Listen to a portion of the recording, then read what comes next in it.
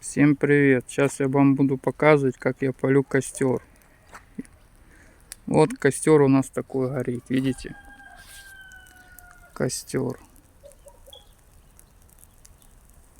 Там тоже костер горит в приусадебном участке. Вот это коза. Коза-дереза. Коза-дереза. Только ее что-то не видно из-за травы. Но мы можем подойти поближе.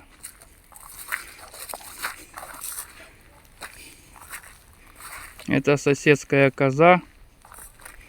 Вот так вот. Вон она травку щиплет.